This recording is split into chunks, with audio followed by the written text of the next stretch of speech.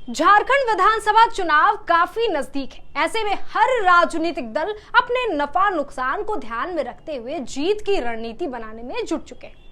2019 के झारखंड विधानसभा चुनाव में मुकाबला मुख्य रूप से बीजेपी और महागठबंधन के बीच था, लेकिन इस बार इंडिया गठबंधन का मुकाबला बीजेपी की अगुवाई वाले एनडीए से है।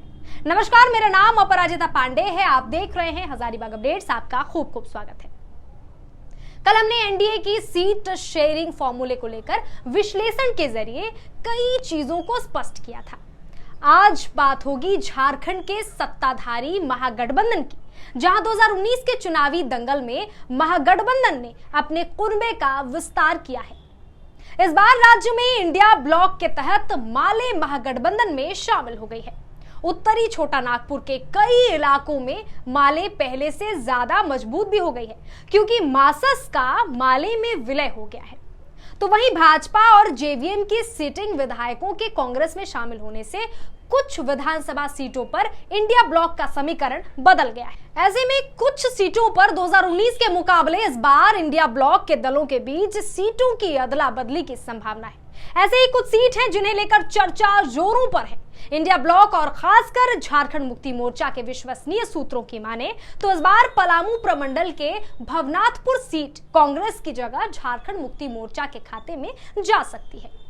दूसरे नंबर पर हजारीबाग जिले का बरकट्ठा विधानसभा सीट। ये सीट महागठबंधन दलों के बीच सीटों की अदला बदली की प्रबल संभावना वाली दूसरी सीट है। 2019 के विधानसभा चुनाव में राजद को 7 विधानसभा सीटें मिली थी। चुनाव नतीजों पर गौर करें तो बरकट्ठा ही एकमात्र ऐसी सीट थी जिसने लालू प्रसाद की पार्टी की प्रतिष्ठा को ठेस पहुंचाई।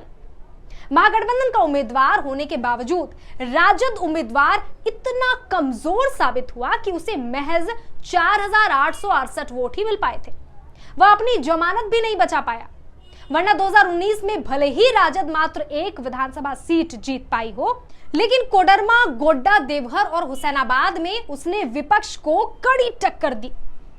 2019 में बरकट्ठा सीट पर निर्दलीय अमित यादव ने 75,572 वोट लाकर जीत दर्ज की थी, जबकि भाजपा प्रत्याशी जानकी यादव 56,914 वोट पाकर दूसरे नंबर पर रहे थे। आज अमित यादव भाजपा में है और जानकी यादव झारखंड मुक्ति मोर्चा में है।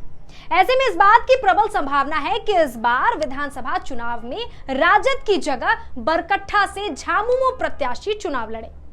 तीसरे नंबर में सिमरिया विधानसभा सीट है। सीटों की अदला बदली की प्रबल संभावना वाली तीसरी सीट है सिमरिया विधानसभा सीट। 2019 में भाजपा के किशुनदास 61,428 वोट पाकर यहां से विधायक बने थे। तब महागठबंधन में यह सीट कांग्रेस के खाते में चली गई थी। महागठबंधन के उम्मीदवार के तौर पर भी कांग्रेस के योगेंद्र नाथ बैठा को मात्र 27,665 वोट मिले थे, जबकि आजसू उम्मीदवार के तौर पर मनोज चंद्रा को 50,442 वोट मिले थे और तब उन्होंने भाजपा उम्मीदवार को कड़ी टक्कर दी थी।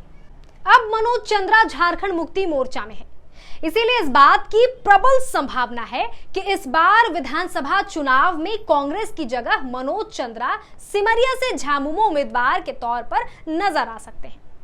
चौथे नंबर की बात करते हैं, बिश्रामपुर विधानसभा सीट।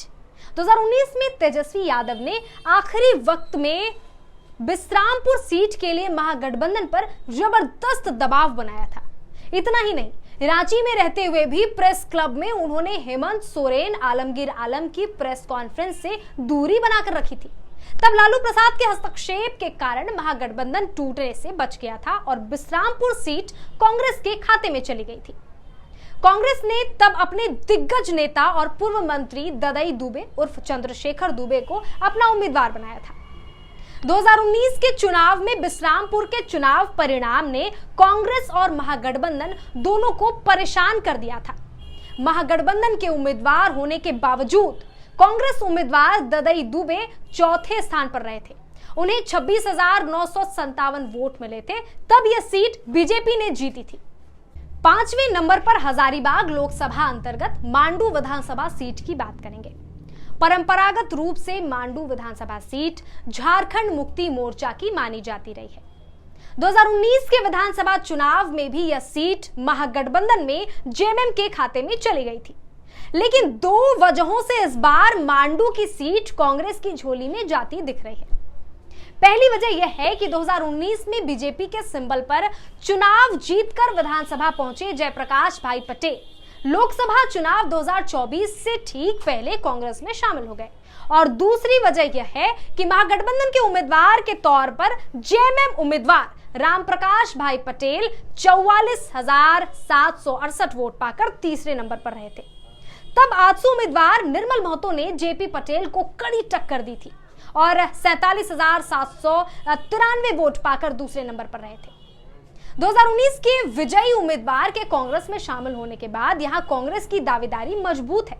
मांडू की तरह ही एक और सीट पोड़ैयाहाट है जहां के विधायक कांग्रेस में शामिल हो गए हैं। 2019 में पोड़ैयाहाट की सीट महागठबंधन में झामुमो के खाते में गई थी। झामुमो ने अशोक कुमार को महागठबंधन का उम्मीदवार बनाया था, लेकिन यहां मुकाबला झारखंड विकास मोर्चा के उम्मीदवार प्रदीप यादव और भाजपा उम्मीदवार गजोधर सिंह के बीच रहा। झामुमो उम्मीदवार अशोक कुमार 34,745 वोट लाकर तीसरे स्थान पर रहे थे और इसीलिए अब जबकि प्रदीप यादव कांग्रेस में हैं, तो बहुत हद तक संभव है कि सीट बंटवारे में यह सीट इस बार झामुमो की जगह कांग्रेस के खाते में चली जाए। अब बात होगी तोरपा विधानसभा सीट की। झारखंड विधानसभा की तोरपा ऐसी सीट है जहां सीट बंटवारे के फॉर्मूलों के मुताबिक 2019 की तरह इस बार भी झारखंड मुक्ति मोर्चा का दावा है, लेकिन सत्ताधारी दलों के बीच चर्चा यह भी है कि यह सीट तय करेगी महागठबंधन दलों के शीर्ष नेताओं के बीच कितनी समझ है या भाजपा को सत्ता में आने से रोकने के लिए ये दल आपस में कितनी कुर्बानी देने को तैयार है।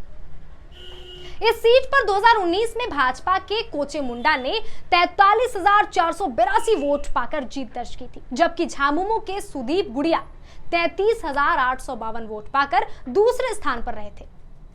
इस बार चर्चा है कि कांग्रेस के कद्दावर नेता प्रदीप बुलमुचु को एडजस्ट करने के लिए तोरपा सीट कांग्रेस के खाते में जाए। महागठबंधन या इंडिया ब्लॉक के बीच सीट शेयरिंग का फॉर्मूला लगभग तय है। खैर, ये इंडिया गठबंधन का सीट शेयरिंग का फॉर्मूला हो सकता है। तब तक के लिए आप हजारीबाग अपडेट्स के फेसबुक, यूट्यूब और इंस्टाग्राम प्लेटफॉर्म को फॉलो, सब्सक्राइब कर अपना प्यार दें और हजारीबाग अपडेट्स की वेबसाइट पर भी अपनी कड़ी नजर बनाए रखें। शुक्रिया।